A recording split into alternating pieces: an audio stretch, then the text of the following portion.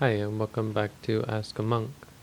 Next question comes from Tommy Turntables 1. I have a question about monks and healthcare.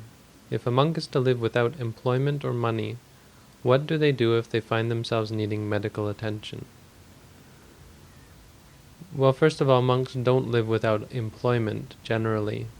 They do live without money, but their employment is to teach the teachings of the Buddha, to teach meditation. And so generally they do have supporters that will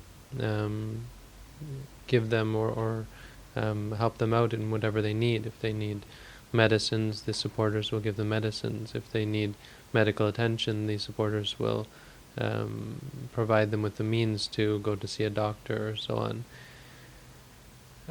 Just as the leader of any religion, the religious people in other religions receive support generally monetarily, but monks are, the stipulation is that they're only allowed to receive those things that they need directly. The point being that the receiving of money allows for an incredible amount of freedom in what you then do with the money. It allows or leads generally to things which are not conducive to the monk's life. It's not as though monks have to do without the necessities. The point is that medicine is a necessity. There are 4 necessities for Buddhist monks, and considered to be necessities for all people. The first one is robes. The second one is food.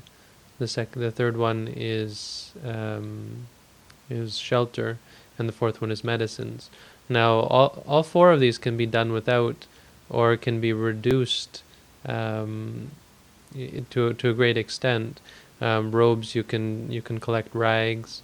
Food, you can just go on alms and receive scraps from people's houses, whatever leftover food they have or whatever they're willing to give out. Shelter, you can live at the root of a tree. You can live in the forest or live in a simple dwelling. Generally living wherever people have a place for you to live. And medicines, you can use natural medicines. There are certain medicines that are open to monks, which are easy to find, and so on. So there's 2 ways to sort of answer this question, and one is that yes, we have support. The other one is we don't require nearly so much attention. A lot of medical conditions can be dealt with without medicine, simply by bearing with the condition, bearing with the difficulty. For those that can't, there are doctors and people who are willing to help to support you with the fees. For myself, recently I stepped on a rusty nail, and there was a big concern that I was might get tetanus, because I hadn't had a tetanus shot in 15 years or something. And so I didn't mention it to anyone at first. I was busy and I didn't think of it. But then that evening I said, hey, probably I should go to a doctor on Monday. It was the weekend. I thought, probably I should go to the doctor on Monday and get a tetanus shot. You have to do it every 10 years. And suddenly everyone was all freaking out and thought, I have to go right now to get this shot. And so they rushed me to the emergency room and made sure I got this shot. And at first I wasn't going to do it because I thought, the emergency room, that's got to be really expensive. And they said, no, maybe $100 or something, and don't worry, they would take care of it. And it turned out that it was like going to be over $500. So at the hospital, I just said, I expressed my surprise that it was so expensive, and it turns out, emergency rooms are expensive.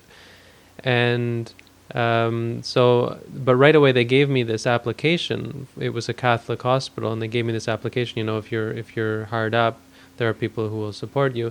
And it turns out the administration there has a program for people who don't have the ability to pay. And so I filled out this form explaining that I was a monk and that I don't touch money and I rely on the support of other people and so on. And then it vanished. I didn't hear anything about it, and I was worried that the bill might get lost. So I called them, and they said it had been written off as charity. So I think that's one specific example. But I think on a more broad scale, there are ways and there are places. I've heard of of clinics among the Asian people that will take monks for free, and so on and so on. So there are ways to get around it. I don't have health insurance, though my students have talked about getting it for me. But right now, since I think I'm enrolled in this program with the Catholics, the Catholic hospital system. So I don't really worry about it. I think it's something that you could get health insurance if you wanted as a monk, if you have students who are willing to support you in that. I've talked to them about it, but right now in the situation I'm in, I'm not really worried about it, because I've seen that there are ways to get around it. Okay, so there's one specific question. Interesting to talk about the requisites and how you get around that with money. I really think often people have this misconception that without money you wouldn't be able to live, you wouldn't be able to acquire the necessities. And I suppose for many people that might be true. For homeless people, for people who are out of a job, who are homeless not by choice, but as a religious person, you have a lot of support, and that the existence of all that support itself is one of the reasons why monks are not allowed to handle money, because you can very easily abuse that support. If you touch money, then all the support that the faith that people have in you means that they're just willing to pile money onto you at all the time. And so this happens. There's a lot of corruption. I mean, you see that in religions where religious people do accept money. There's a lot of corruption. You see it in Buddhism, where monks, if monks accept money, it becomes quite corrupt. So it's not as though not touching money means we don't have support. It's a rule that forbids us from taking advantage of people's support. Okay, so hope that helps to clear things up. And thanks for the question. Keep them coming.